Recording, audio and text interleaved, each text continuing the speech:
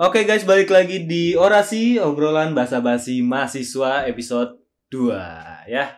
Guys, jadi sekarang gua bukan sama kayak episode kemarin. Kalau kemarin gua ditemenin sama Dimas Andra Rasya, mas-mas dari STMM.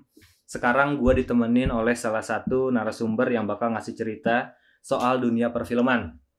Langsung saja tanpa basa-basi, ini dia Sul. Halo teman-teman. Nama panjang lu siapa? Nama panjang gue Sulaiman Ali Satif. Sulaiman Ali Satif. Biasanya dipanggil Sul. Sul. Oke, jadi panggilnya Sul aja. Mm-hmm. Oke, Sul. Jadi Sul ini adalah mahasiswa, betul? Iya, mahasiswa. Sama kita. Sama. Dari boleh dong perkenalan dulu aja ke teman-teman.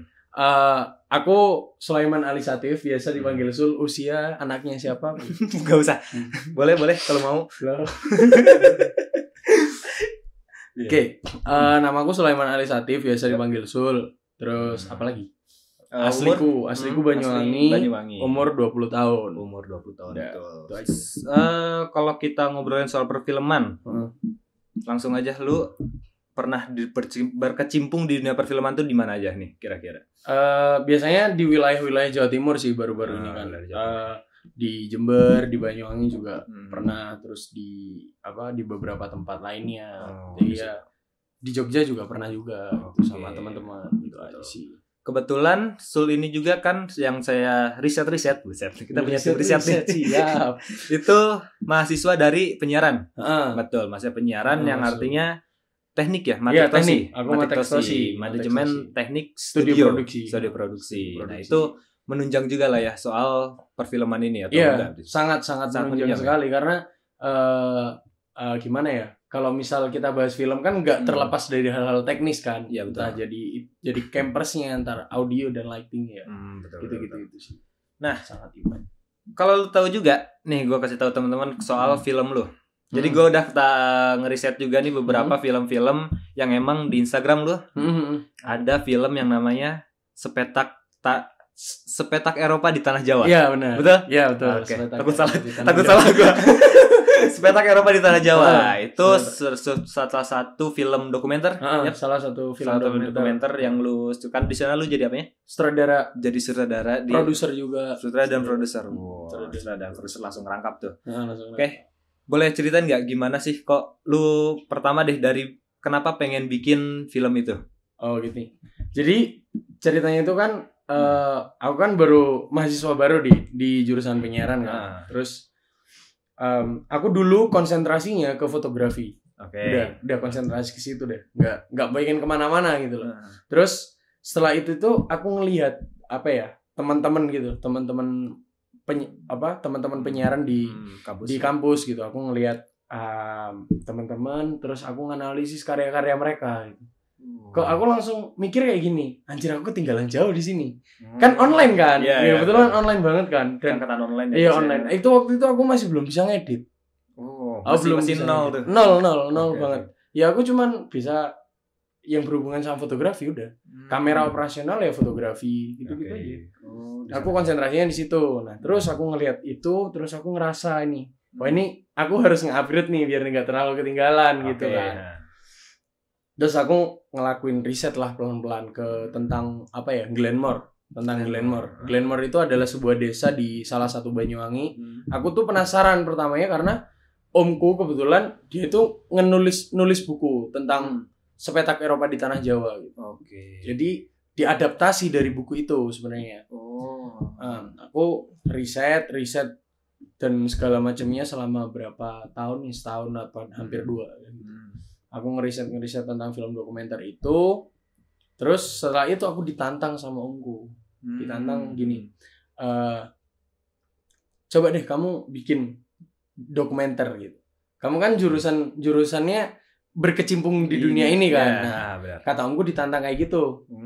Nah pada saat itu juga aku langsung berpikir, lah ini peluangku buat belajar nih. Aku gitu. Akhirnya aku ngelakuin riset lah. Aku riset apa sih dokumenter itu. Masih dasar banget aku ngeriset itu. Sama pengoperasian gimana kamera itu berjalan kalau di video gitu. Aku kan cuman taunya tombol record udah. Iya benar. Iya kan. Klik record udah selesai. Record udah selesai. Aku nggak tahu istilah teknis dan segala macamnya itu aku nggak tahu gitu. Terus aku ngeriset itu gimana caranya bikin treatment dokumenter, narasi dan segala macam. Aku implementasikan lah, dibantu sama temanku namanya Santi sebagai scriptwriter dan pengisi suara di film Sepetak Eropa di Tanah Jawa. Gitu. Aku riset dia sebagai scriptwriter, kebetulan dia suka baca sama suka nulis juga.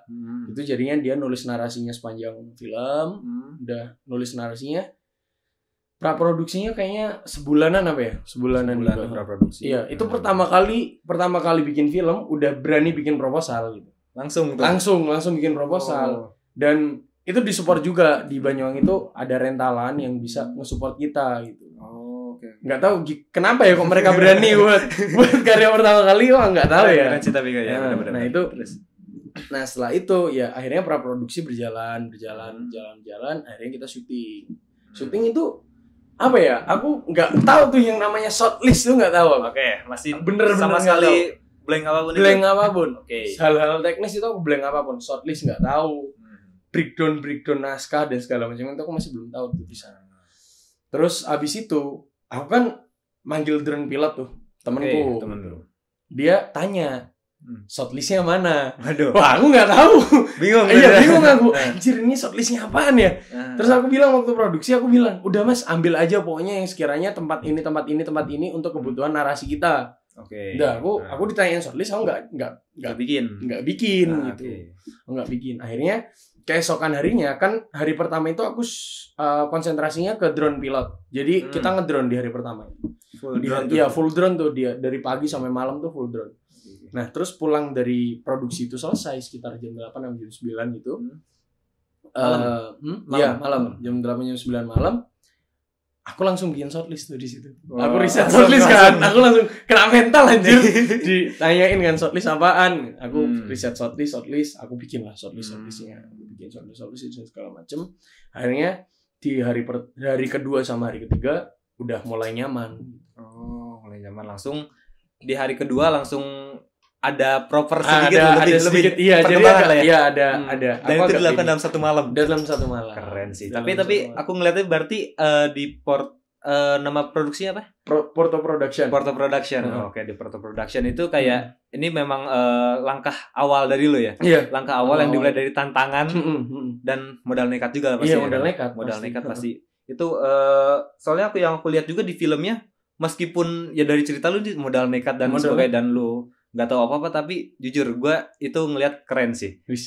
Jujur keren, benar keren.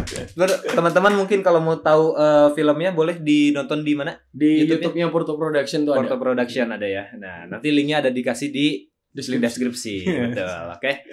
Nah itu dari Sepetak Eropa di Tanah Jawa. Sepetak Eropa di Tanah Jawa di daerah Glenmore ya, Jawa Timur gitu. Termasuk daerah Klailaru di situ kah atau dulu sempat di sana juga. Kebetulan nenekku di situ juga. Jadi ada keluarga yang di sana gitu. Berarti kalau misalkan di Jawa Timur gitu, setelah dari Sepetak Eropa ini ada nggak sih mungkin progres lainnya dari film-film lu tuh? Banyak sih sebenarnya.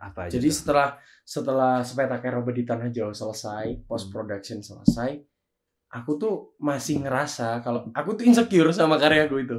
Yang Sepetak Eropa di Tanah Jawa itu bener-bener insecure ya, karena pada saat itu juga aku berpikir kalau misalnya karyaku tuh masih segini aja.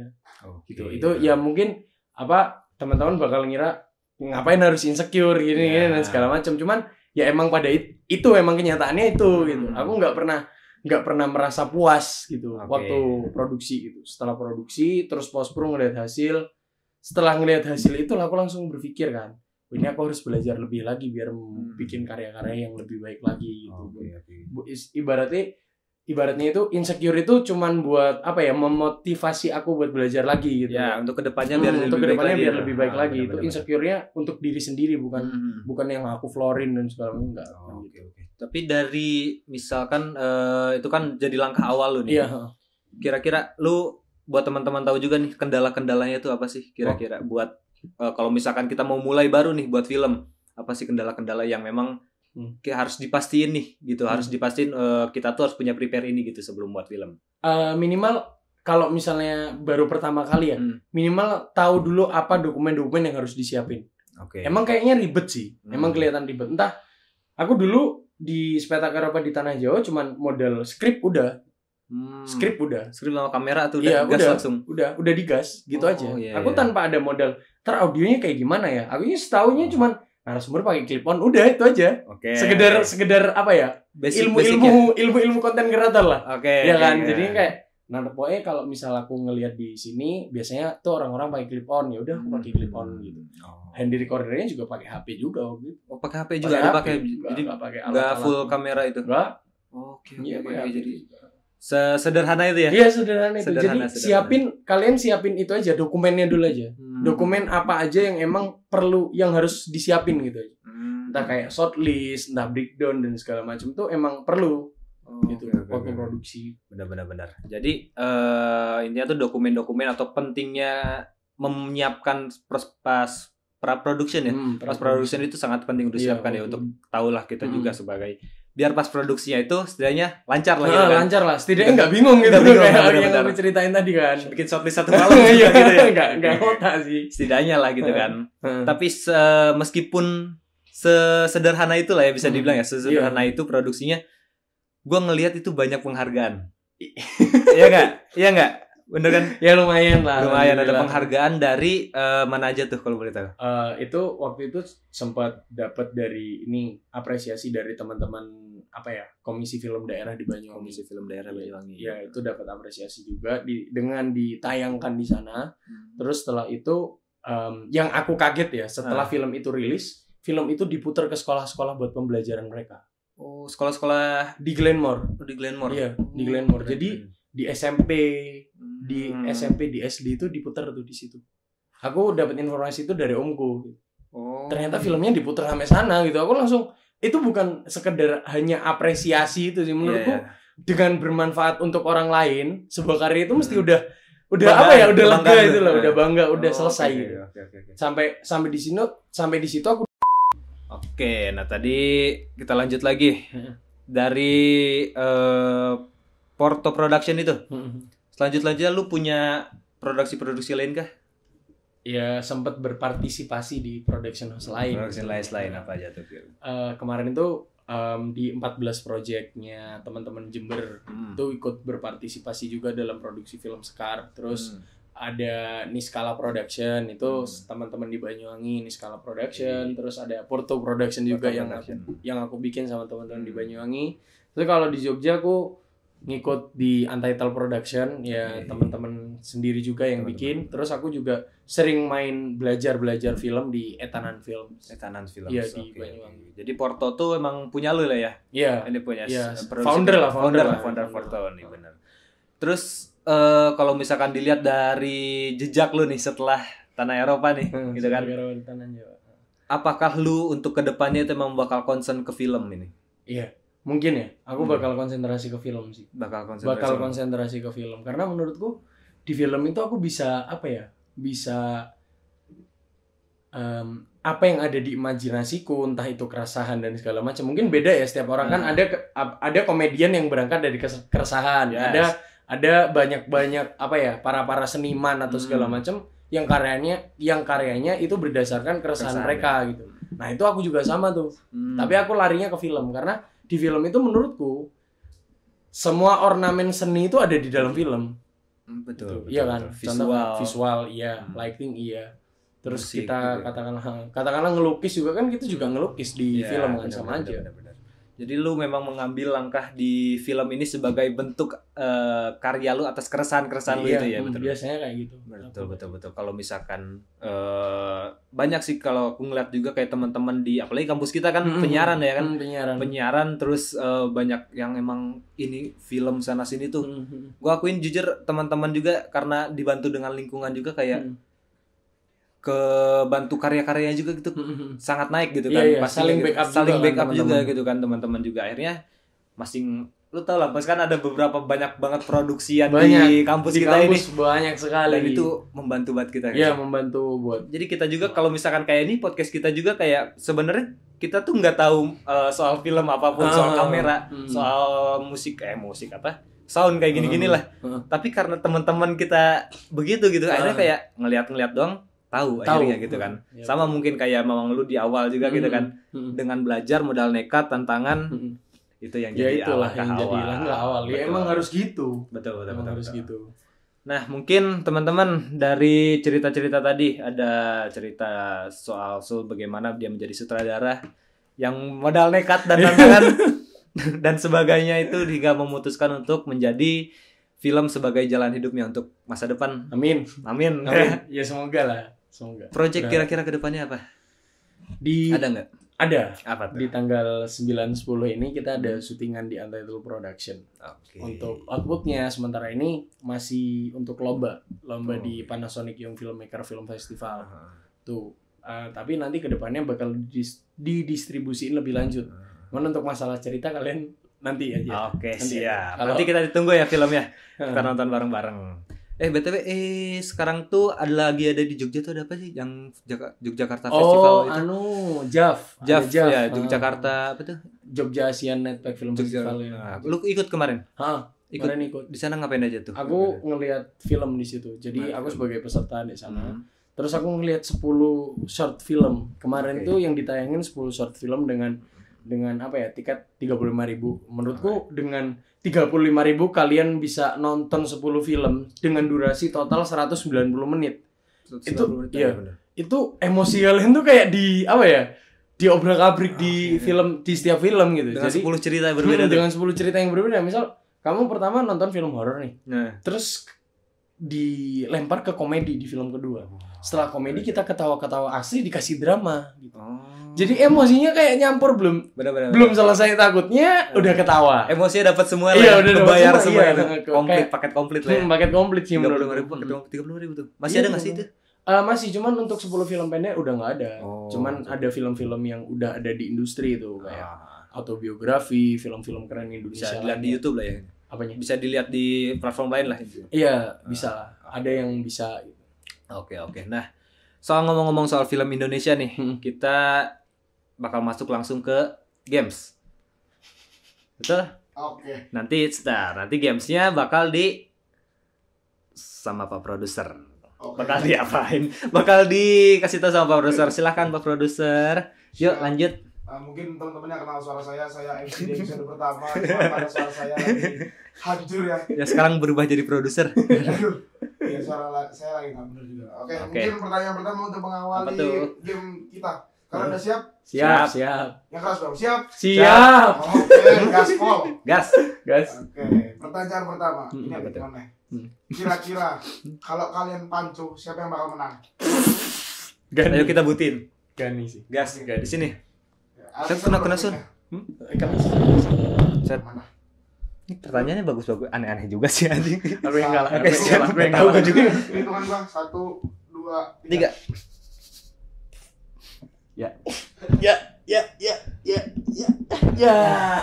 Ya, namanya juga satpam ya guys ya. Ntar bagi lagi. Bentar pertanyaan kenapa panco sih anjing? Kan lagi spill loh. Produsernya saya. Oke, siap. Oh ya siap. Siap nyembah produser. Oke, siap. Lanjut, Bang. Kalau di podcast nyembahnya produser, kalau di film nyembahnya sutradara. Sang investor juga. Dana penting ya. Iya, dana penting ya. Dana penting, Bos. Ya. Oke, pertanyaan kedua. Siapa sutradara favorit lo dan kenapa? Mungkin boleh dijawab dulu dari Masul, boleh? Siapa tuh?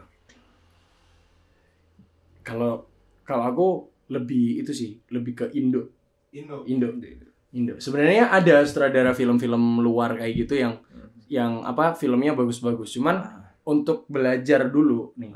Kalau sebagai referensi film, iya aku luar gitu. Cuman kalau dari sekedar belajar untuk pertama kali dan belajar memupuk dari awal, aku Indo. Kemarin itu aku sempat nggak expect sama filmnya Mas Suregas Banuteja, Penyalin Cahaya ya. Itu menurutku dia gimana ya, dari film Penyalin Cahaya itu dia bagus gitu. Bagusnya itu dia pantas menang festival di luar. Dia ngambil borong Piala Citra di 2021 kemarin. Menurutku ya emang pantas filmnya kayak gitu. Emang gitu. Dia permainan di cerita sama di di pengadegan itu bagus juga. Itu sebagai referensiku sebenarnya.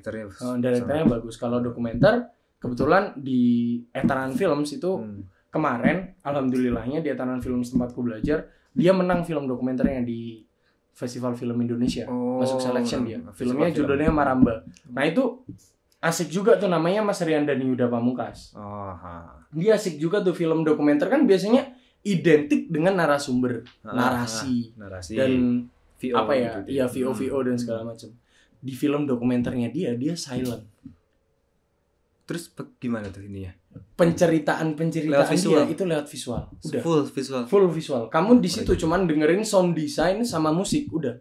Di situ nggak ada penjelasan kayak misal mau ngangkat tarian ya. Tarian ini itu kayak gini gitu. Tapi di film itu nggak ada. Full visual aja Full gitu. visual aja. Keren. Itu makanya aku referensinya ke dia itu karena dia bisa bercerita cuman hanya lewat visualnya aja. Itu uniknya. Ya uniknya itu di situ. Dan itu pun kemudian aku amati tiru modifikasi ya. Amati tiru modifikasi di salah satu filmku dokumenter kemarin judulnya Sebelang, The Human Connection of God. Itu alhamdulillahnya waktu aku sedikit riset tentang cara-cara itu dan segala macam aku implementasiin ke filmku. Worth it-nya sampai filmku masuk di nominasi Unes Film Festival kemarin. Film yang mana? Sebelang. Yang Sebelang itu ya. Yang baru itu. Nah itu aku full silent juga. Pendekatan risetnya. Itu sih. Keren. Itu dari Masul. Kalau dari gue sebenarnya nggak ngerti film sih sebenarnya. Cuman penikmat film aja gitu kan. Gue paling suka tuh sama film-filmnya Angga Dwi Masa Songko. Iya. Tapi nggak semuanya sih, cuman paling aku suka dari awal tuh yang NKCTHI. Iya, NKCTHI. Terus Kale kan nyambung tuh Kale, terus ini terus bakul besok tuh mau ada yang ini yang storyline-nya si Aurora. Yang lanjutkan itu 1 2 3 itu kayak gue suka di kayak gitu drama-drama fun-fun santai-santai kayak gitu sih. Kalau gue santai gitu.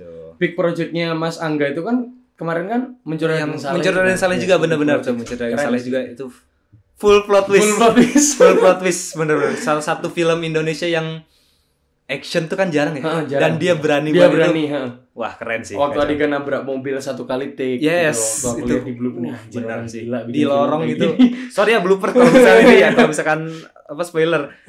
Kayak wah itu keren banget sih emang. Keren. Dari plot twist, dari cerita, dari gambar, dari ini gue sangat menikmati itu sih. Sangat menikmati. Kacau. Oke, Mas. Produser ada lagi pertanyaan? Pertanyaannya. Oke. Sebutkan 3 film favorit lo. 3 film favorit bebas lo. luar. Bebas. Tadi masuk sekarang Mas Gadi duluan. Kalau gua tadi udah disebutin NKCTHI yang pertama, yang kedua itu filmnya Tenet judulnya tuh. Tahu enggak Tenet itu? Siapa saudaranya tuh? Lupa Tenet itu. Aku lupa juga sih, cuman itu iya tapi itu aku tahu filmnya Time Travel itu bagus banget sih. Sama satu lagi itu The Hitman's Bodyguard. The Hitman's Bodyguard itu Ryan Reynolds komedi. Ryan Reynolds sama siapa tuh pemainnya? Iya, Nick Fury itu siapa kan? tuh? Siapa lupa. Itu 3 film itu seru sih. Hitman Bodyguard yang 1 2 3 itu keren banget. Iya, itu sumpah keren banget itu. Komedinya dapat, dari actionnya juga dapat, tensi ceritanya juga bagus. Kalau lu apa? Aku kalau luar Revenant, oke. Revenant. Aku sukanya itu di gambar aku suka, di visualnya Revenant aku suka karena aku ngelihat behind the scene dan segala macam itu ada adegan yang cuma pakai 1 lensa doang 14 mili, tapi dia bisa ngejar pakai kuda, terus dia harus bisa teknisinya itu aku mikirnya di situ sih. Oke. Terus Revenant, terus aku di banyakan Korea. Apa tuh? Ini bukan film ya, tapi TV series ya. Big Mouth aku suka. Big Mouth ya. Itu dari cerita dari visual juga. Gue suka banget sama ceritanya sih. Iya, emang ceritanya emang gimana ya di sepanjang episode tuh kayak kita dibuat penasaran terus di setiap episode nih. Gitu. Benar-benar. Terus sama di film itu series juga Queen's Gambit ya, Netflix. Queen's Gambit. Netflix. Itu terkenal banget juga sih. Terkenal banget sih. Emang apa ya? Aku dari naskah sama artistik tuh udah di Queen's Gambit ya menang di artistik dia. Iya benar. Artistik emang hidup banget ya. Benar. Pastilah itu. Oke, bilang Oke, apa tuh? Film yang bagus menurut lo itu itu film yang gimana sih? Boleh, Masul duluan. Boleh, aku. Film yang bagus. Susah sih. Soalnya berhubungan sama seni ya. Ya. Ya kan, jadi ada pendapat kalau misalnya seni itu ya nggak ada yang salah, nggak ada yang benar. Mereka multi tafsir kan, dan maknanya juga dalam kalau di filosofis dan filsafatnya seni gitu. Cuman kalau menurutku film yang bagus itu adalah film yang penonton itu bisa lupa hal-hal teknisnya. Kayak misal dia lupa angle kameranya di mana, dia lupa. Dia lupa sama lightingnya, dia lupa sama artistiknya. Emang si sutradara emang benar-benar berhasil nyampein ceritanya. Itu menurutku seolah penontonnya itu terbawa dalam masuk filmnya. Masuk ke dalam ceritanya. Udah itu aja. Itu syarat menurutku ya, syarat film yang bagus tuh kayak gitu. Oke. Itu dari Masul. Kalau kata gua film yang bagus itu sama sih sebenarnya, emang nggak ada yang bisa bilang bagus atau jelek atau kayak gimana. Cuman aku lebih pastinya tuh film itu kalau misalkan kita tuh dari awal cerita sampai akhir itu kayak emang ngerti gitu. Jadi pesan memang sama, kurang lebih sama sih. Pesan yang penting pesannya itu nyampe ke si penonton gitu. Ya kan nggak mau lah lu nonton ini tiba-tiba sampai akhir baru masih nggak ngerti ini film apaan gitu kan. Kan bingung juga gitu. Bingung juga. Malas juga gitu kan. Itu jadi yang penting kalau menurut gua film yang bagus tuh ya itu pesannya aja. Benar. Gitu guys ya. Siap. Ada lagi pertanyaan? Oke, mungkin itu aja pertanyaan dari mas-mas produser ini yang sedang sakit. Oke. Mungkin itu aja dari episode kedua kali ini tentang film Spetak Tanah di Spetak Eropa di Tanah Jawa. Nanti bakal kalian saksikan. Linknya juga nanti bakal tersedia di deskripsi. Dan juga terima kasih Mas Sul atas waktunya dan juga cerita-ceritanya soal film. Mungkin teman-teman nanti mungkin bakal pengen jadi filmmaker atau sebagainya bisa nonton video kita. Oke. Jadi jangan lupa di subscribe di Orasi, di juga share dan juga like juga. Oke. Sampai jumpa di episode berikutnya. Saya Gani, saya Sulaiman. Wassalamualaikum warahmatullahi wabarakatuh.